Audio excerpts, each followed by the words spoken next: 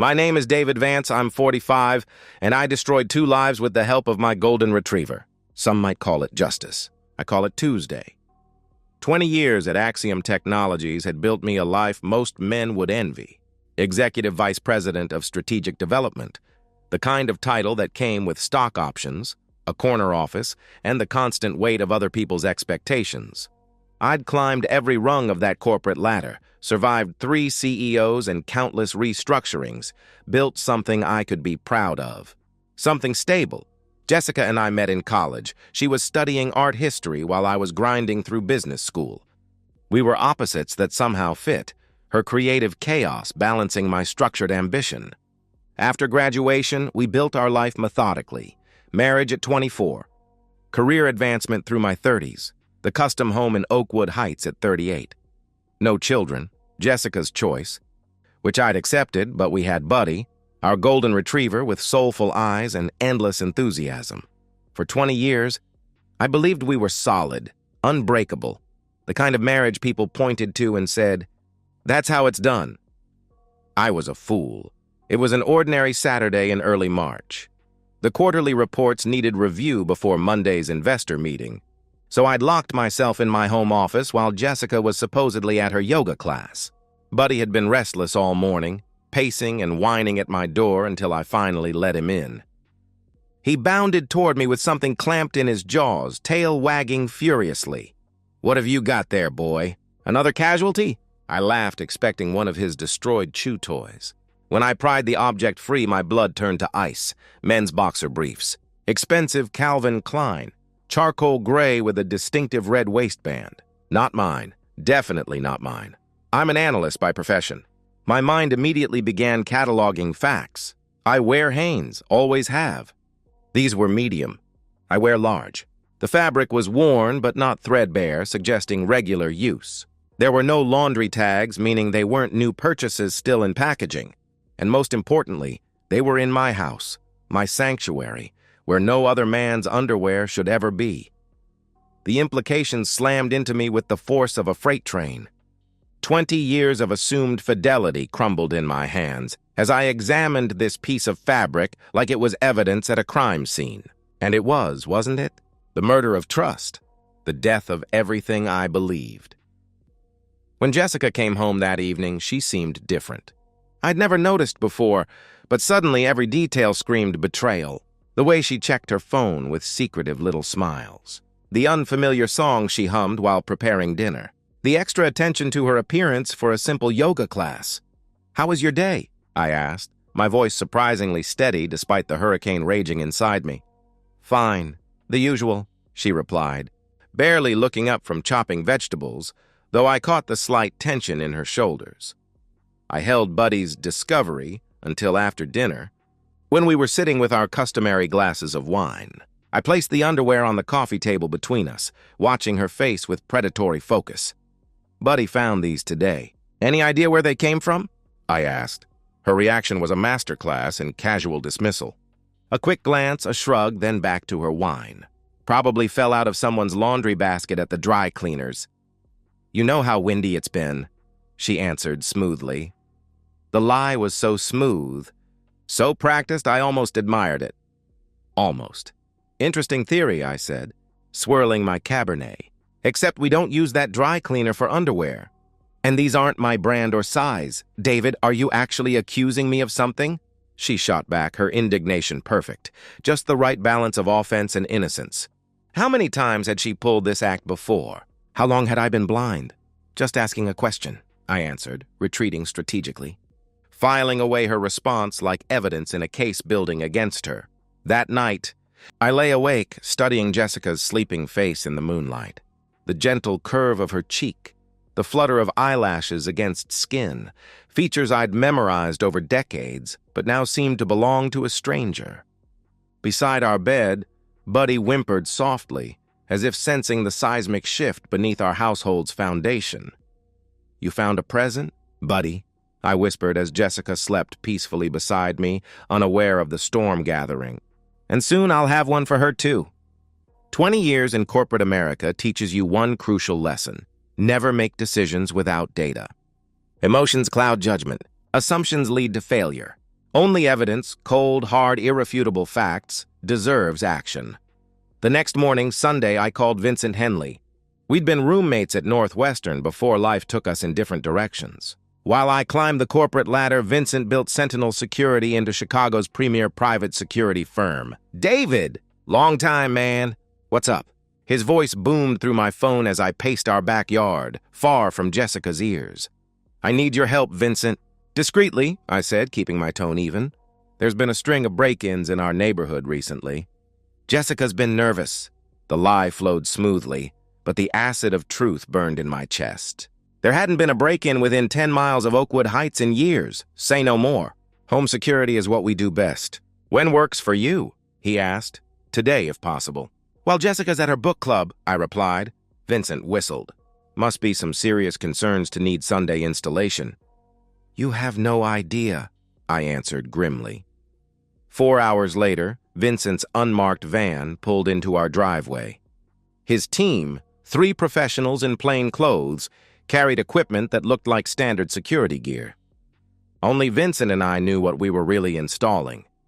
"State-of-the-art stuff," he explained as we walked through my house. "Motion-activated 4K resolution, night vision. Everything backs up to cloud storage and streams directly to your phone. You'll see everything from anywhere. We placed cameras strategically. Living room, covering both entrances. Kitchen, focused on the island where Jessica took most of her private calls. Hallway, capturing anyone moving between rooms. And yes, the bedroom. Every angle covered. Every possible interaction documented. This feels wrong, I admitted, as Vincent installed the bedroom camera. He paused, hand on the tiny lens that would soon witness my marriage's final moments. "Look, David, you didn't say much, but I've known you 25 years. You wouldn't do this without reason." He squeezed my shoulder. "Whatever you're looking for, or afraid of finding, at least you'll know the truth." Truth. Such a simple word for such a devastating concept. When Jessica returned from book club that afternoon, she barely noticed the small changes throughout our house. She was distracted, cheeks flushed, eyes bright with a vitality that wasn't for me. I watched her check her phone 17 times in 1 hour, smiling at texts she quickly deleted. The waiting became psychological torture. Every night, I reviewed footage like a man obsessed, watching Jessica move through our home, cataloging suspicious behaviors with clinical precision. She took longer showers, bought lingerie I never saw her wear, spent hours on phone calls that ended abruptly when I entered rooms. I found myself analyzing our entire marriage through this new lens. Were there always signs I'd missed? The unexplained late nights at book club that left her energized rather than intellectually stimulated? The sudden interest in fitness that kept her out of the house for hours? The way she used to light up when her phone buzzed, then quickly dim when she saw it was me calling? Work became my sanctuary, the one place where reality still matched my expectations. I led meetings, approved budgets, mentored junior executives, all while carrying the crushing weight of suspicion. My colleagues praised my focus and dedication, having no idea I was simply running from the implosion of my personal life. Buddy became my only source of genuine connection. The golden retriever seemed to sense my anguish, staying close, offering silent companionship during my darkest moments. During our late-night walks, I found myself confiding in him. "You knew, didn't you, boy?" I whispered as we circled the neighborhood at 3 a.m., insomnia driving us both from the house that no longer felt like home. "Dogs always know. They can smell deceit. 1 week passed, then 2. My investigation grew more sophisticated. Screenshots of Jessica's changed behaviors, documented timeline of suspicious activities, cross-references of her appointments against credit card charges and phone locations. I was building a case file worthy of corporate espionage. On Sunday night, March 19th, I checked the camera feeds one last time before bed, watching Jessica pretend to read while secretly texting someone. The messages made her smile in ways I hadn't seen in years. "The truth is coming," I murmured to Buddy, who rested his head on my lap with watchful eyes. "And when it does, there's going to be hell to pay." Monday morning, March 20th, dawned with artificial normalcy. Jessica kissed me goodbye, a perfunctory peck that felt like a stranger's greeting, before heading to her yoga class. I straightened my tie, packed my briefcase, and drove to the most important board meeting of the quarter. Axiom's largest investors were flying in from Tokyo and Frankfurt to review our expansion strategy. As Executive VP, I would be presenting 3 hours of projections, market analysis, and growth forecasting. 20 years of career advancement had positioned me for this moment, the stepping stone to potential CEO consideration. The boardroom filled with power suits and expectant faces. I distributed presentation folders with mechanical precision. My mind split between quarterly projections and the cameras silently watching my empty house. My phone buzzed at 2:17 p.m., motion detected in bedroom. Jessica should have been at yoga for another hour. My gut clenched with the certainty of what was coming. "Gentlemen, excuse me for one moment," I said smoothly, sliding from my chair. "Technical issue with the next segment. I'll be right back." In the hallway, I opened the camera feed and watched my world explode in high definition. A man I'd never seen, athletic, mid-30s, with the cocky swagger of someone who's never faced consequences, walked through my front door like he owned the place. Jessica appeared immediately, throwing herself into his arms with desperate passion, kissing him like a woman starved. The intimacy was devastating. This wasn't a one-time mistake, but practiced familiarity. "Ryan?" She breathed his name with reverence as he pressed her against the wall I'd painted myself 3 years ago. "I've missed you so much." "It's only been 2 days," he laughed, his hands already working at her clothing. My fingers moved automatically, taking screenshots, saving footage to multiple cloud accounts, documenting timestamps. The executive in me processed information while the husband in me died in slow motion. They moved from the hallway to the kitchen, where he lifted her onto the island counter where I'd eaten breakfast for 10 years. Their urgency was animal, their familiarity obscene. They knew each other's bodies, shared inside jokes, moved together like long-term lovers. When they disappeared into my bedroom, my sanctuary, my private space, I forced myself to keep watching. This wasn't just infidelity. It was evidence for total warfare. "Mr. Vance, we're ready for your presentation," my assistant said, appearing beside me with a concerned face. "Are you all right?" "You look pale." "Never better," I answered, sliding my phone into my pocket while my marriage continued to die in high definition. For the next 3 hours, I performed the greatest presentation of my career. I discussed profit margins with unwavering confidence while watching my wife betray 20 years of trust in real time. I answered complex questions about market penetration while she allowed another man to penetrate her on sheets I'd purchased.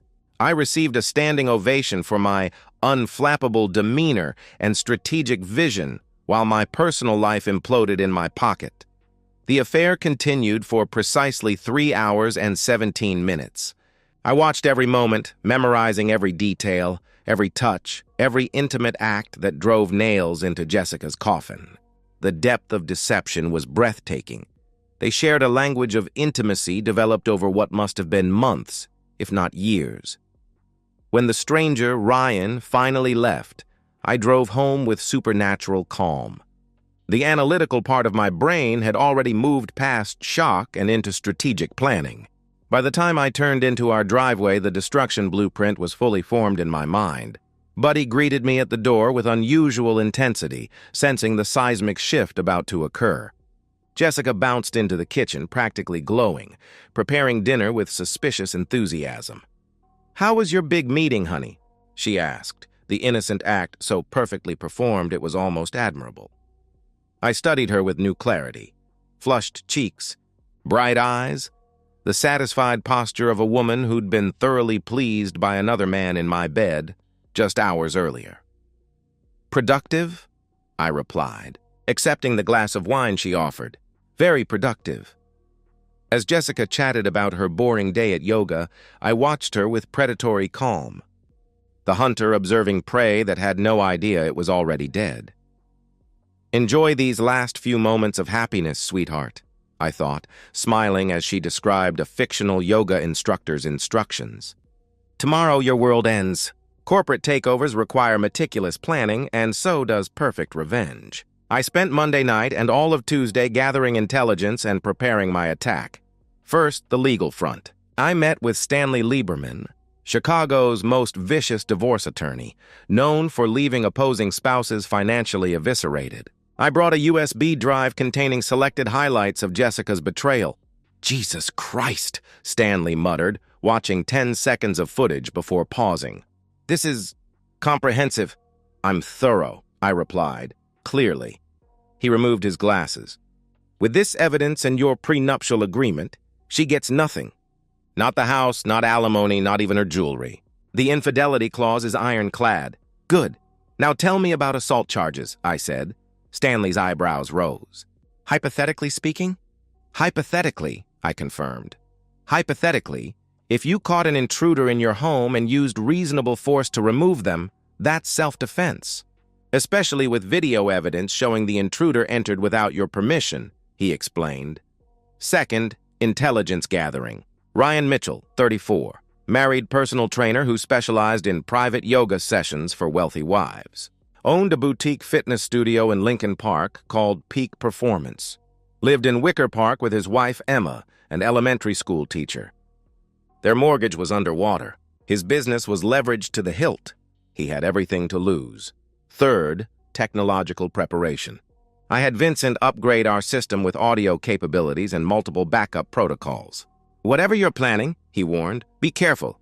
Revenge doesn't heal wounds." "I'm not looking for healing," I told him. "I'm looking for justice." Wednesday arrived like clockwork. I left for work as usual, but returned to park 3 blocks away at 1:45 p.m. Through my phone, I watched Ryan enter my house at his usual time. Jessica greeted him with champagne, a special occasion apparently. "To our future," she toasted, eyes bright with possibilities that would never materialize. "Just a few more weeks," Ryan agreed. "Once David's promotion comes through, you ask for the divorce, take half his assets, and we're free." Their words crystallized my resolve into diamond hardness. This wasn't just betrayal. It was calculated exploitation. I watched them move to the bedroom, then walked to my front door. The garage closed behind me with mechanical finality. I selected my Louisville Slugger from the garage, the aluminum bat singing softly as I took practice swings. Buddy appeared, sensing something primal about to happen. His eyes held no judgment, only loyalty. "Stay close, boy," I whispered. "You're about to help serve justice." I moved through my own house like an invader, hearing their voices grow louder as I approached the bedroom. Jessica's familiar moans, Ryan's grunting encouragement, sounds that should have wounded me but now only fueled my purpose. The bedroom door exploded open under my shoulder. Jessica and Ryan froze mid-embrace, naked and vulnerable on my Egyptian cotton sheets. The tableau was almost artistic in its shock value, their expressions transforming from ecstasy to terror in a single heartbeat. I didn't yell, didn't scream. My voice carried the ice-cold authority I used in boardroom confrontations. "Hello, Jessica, Ryan." The bat dangled casually from my hand, but my eyes promised violence. Ryan scrambled for clothes, pathetic and exposed. "Look, man, I can explain," he stammered. My laugh cut him off. "Explain? You're with my wife in my bed, wearing your little Calvin Klein underwear that my dog found. What's to explain?" Jessica pulled sheets around herself, tears already flowing. "David, please, this isn't—" she started. "Isn't what? Isn't what it looks like?" "There are cameras in this room, Jessica. I've been watching you for weeks." "Planning this moment while you plan to divorce me and take half my assets," I interrupted. Her face collapsed as her scheme unraveled. "Yes, I heard that too." Ryan had managed to pull on his pants and was edging toward the door. "Listen, we can work this out like men," he pleaded. I looked at Buddy and spoke the command we'd practiced. "Get him." "Boy." The golden retriever lunged forward, not viciously but playfully aggressive, nipping at Ryan's bare legs, driving him backward with startled yelps. As Ryan stumbled against the dresser, I stepped forward and swung. The aluminum bat connected with his ribs with a satisfying thud. Not hard enough to kill, but enough to announce my intentions. Ryan doubled over, gasping. "That's for entering my house without permission," I said. Another swing caught his shoulder. "That's for f***ing my wife." A final blow to his knee sent him crashing to the floor.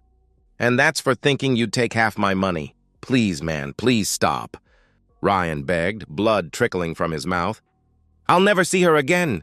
I swear." "You're right about that," I replied, stepping back and gesturing toward the door with the bat. "Now get the hell out of my house before I decide you deserve worse." Ryan limped out, half-dressed, clutching his ribs, leaving a trail of blood drops on my hardwood floors. Buddy followed him to the door, growling whenever Ryan slowed. Jessica remained frozen on the bed, her makeup streaked with tears, her body trembling. "David," she whispered, "we need to talk about this." It wasn't serious. "I made a mistake. A mistake is forgetting an anniversary, Jessica." "This was a calculated betrayal," I interrupted, turning the bat in my hands. "Pack what you can carry. You have 30 minutes to get out of my house." "What? You can't just throw me out!"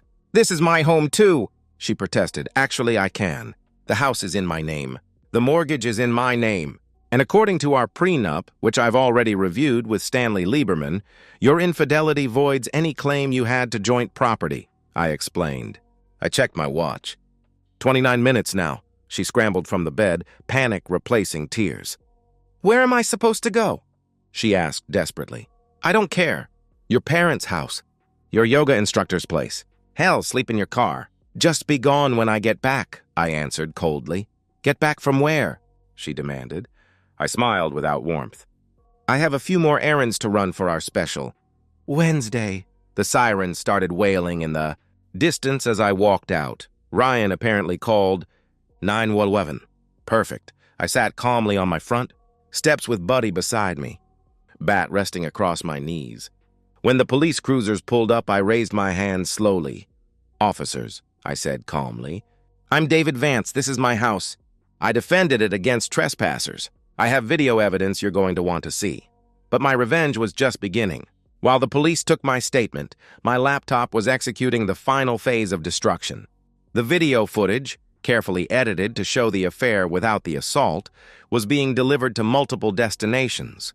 Ryan's wife, Emma, his business partners, Jessica's parents, our entire social circle, and most devastatingly, the board members whose respect I'd earned over 20 years. The accompanying message was simple. This is who they truly are. Judge accordingly. As I explained to the officers with Buddy sitting loyally by my side, yes, I defended my home against a trespasser. Yes, I have video evidence.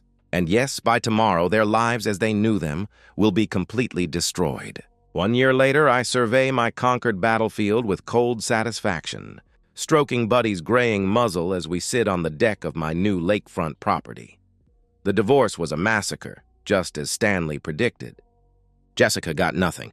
The prenup held firm. The video evidence was airtight, and her adultery voided any sympathy from the judge. She tried playing victim, claiming emotional neglect, but the footage of her champagne toast to taking half my assets destroyed her credibility. Her parents, conservative, Midwesterners who had always treated me like a son, were mortified by their daughter's behavior. They maintained their relationship with me while cutting financial support for Jessica. "We didn't raise her to be this person," her father told me over scotch last Christmas. "We don't recognize who she's become." Ryan's destruction was even more complete. His wife divorced him within a week of receiving the video, taking their house and getting full custody of their children. The assault charges against me were dropped when the security footage showed him trespassing and my attack as justified defense of property. His business partners, disgusted by his behavior, forced him to sell his shares at a catastrophic loss. The fitness studio closed 6 months later, his reputation in Chicago permanently tarnished by social media exposure. According to mutual acquaintances, he now works at a big-box gym in Indianapolis, making barely above minimum wage, his dreams of fitness empire glory shattered beyond repair. Jessica fared little better. With no degree or marketable skills beyond her artistic hobbies, she works retail at a mall boutique, living in a studio apartment on the city's west side. Her comfortable life of luxury and leisure vaporized overnight. She tried reaching out once, a tearful voicemail begging for closure. I blocked her number instantly. Some books deserve to remain closed. Professionally, my star continued to rise. The board members who received my evidence responded not with condemnation, but with increased respect. A man who handles personal crisis with such strategic precision is exactly who we want leading this company, the chairman told me during my promotion to chief strategy. Officer. I sold our custom house, too many tainted memories, and bought this lakefront property with expansive views and pristine solitude. I've dated casually, mostly younger women who appreciate a man of means who values loyalty above all else. But my most important relationship remains unchanged. Buddy, now 11 and slowing down, stays by my side through everything. The only living being who never betrayed me, never lied, never plotted against me. His discovery set catastrophic events in motion, but also delivered me from a lifetime of deception. Sometimes, in quiet moments like this, watching the sunset paint the lake in crimson and gold, I reflect on what happened. Was my revenge excessive? Perhaps. Did Jessica and Ryan deserve the total destruction I rained upon them? Absolutely. Sitting in my new home office, watching Buddy sleep peacefully at my feet, I allow myself a satisfied smile. Technology is very good, boy, I whisper, raising my whiskey in silent toast. But revenge? Revenge is an art form. Some might call it justice. I just call it Wednesday. And so, we've reached the end of today's story. Was it what you expected, or did it take a twist you didn't see coming? I'm curious to hear your thoughts. Share them in the comments below, and let's get a conversation going. If this story kept you hooked, make sure to hit that like button. And if you're new here or just haven't subscribed yet, now's the perfect time to join our community. I bring you fresh, captivating stories every day, so click that subscribe button and turn on notifications so you never miss out. Thanks for watching, and I'll see you in the next one.